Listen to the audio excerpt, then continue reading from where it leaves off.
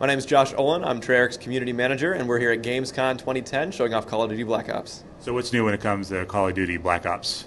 Black Ops, there's a lot of things new. That's a very broad question. We're covering a brand new time period, so it's the Cold War, never been done before in a Call of Duty. It offers an unparalleled level of variety for us. It's a variety of locales, a variety of weaponry, a variety of tactics. You know, these Black Ops teams that operated during that era in these deniable operations, they went on like just the craziest type of, the craziest scenarios you can imagine. These are the kind of things you would only see in movies. And a lot of people, they look at the stuff in our game and they're going, really? That really happened? We brought in advisors and they were actually in these units, in these Black Ops teams, and they would tell us these stories, firsthand anecdotes about the stuff they did, and it's like, yeah, that stuff really happened. The variety of gameplay extends across every facet of Black Ops. So like in the campaign, you got all these different unique weapons, like the explosive tip crossbow bolt or the Dragon's Breath incendiary shotgun rounds. In multiplayer, it extends with just the dozens and dozens of weapons and unique weapons and attachments and all the good stuff that you like in a Call of Duty game.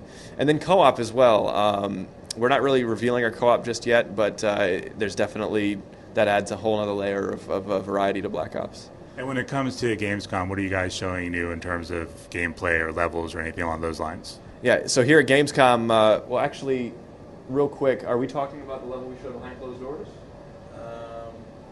Or are we just talking about one in the theater? Yeah, it's not really hard on the content. Okay, that's what I was So I'm going to ask it to you again. Yeah. So when it comes to Gamescom, what are you guys showing new for Black Ops? So we're showing a couple new levels. We're showing Victor Charlie, which is it takes place in Vietnam. Your team is there investigating potential Soviet involvement in that region. One of our lead antagonists in the game is named General Kravchenko.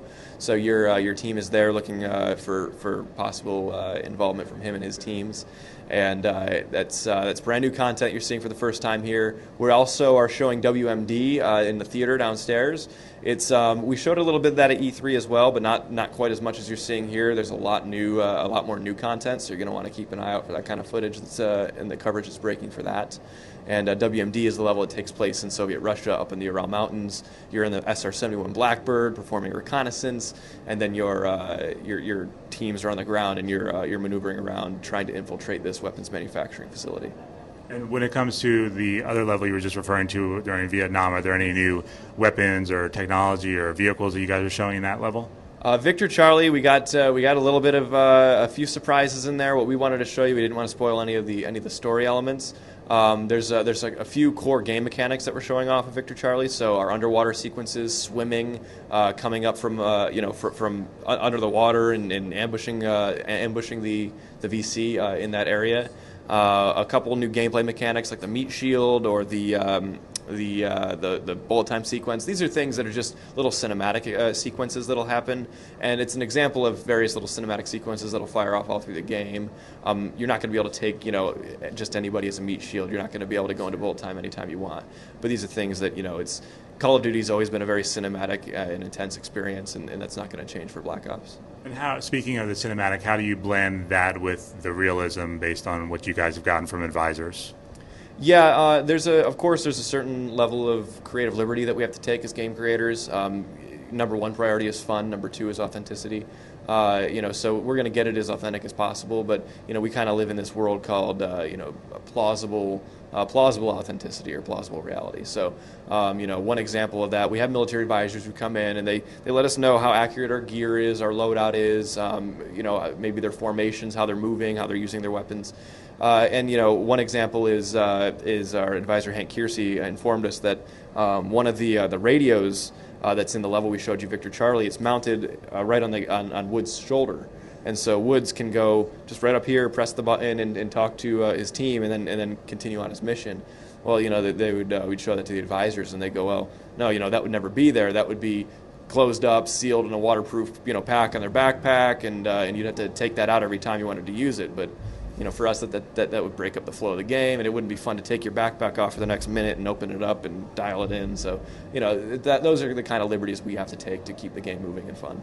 All right, so when it comes to the advisors you guys work with, can you run through some of the people and how they impacted what you guys were creating with this game? Sure. So our military advisor Hank Kiersey, he's a retired lieutenant colonel, U.S. Army. He's been with the franchise since its inception, basically.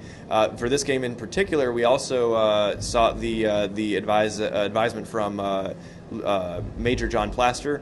He's a former member of SOG, the SOG, the Studies and Observations Group, and so that's the group that was operating in Southeast Asia, and that's one of the groups that we cover in Call of Duty Black Ops.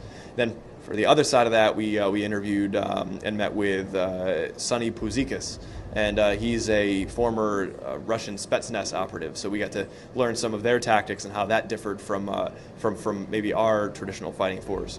And actually, we were able to build an AI type in the game out of that. So it's not just like the tactics and the gear that we can get. Like when we were talking to Sonny, he taught us that that their tactics were completely different. Instead of learning how to fire with a rifle first, kind of like our military would teach you in basic training, they fire at you when you're going to try to be recruited into the Spetsnaz. So they'll send you down range and they'll fire at you, and you just have to not die. You have to learn tactics to evade and roll. It's called getting off the X.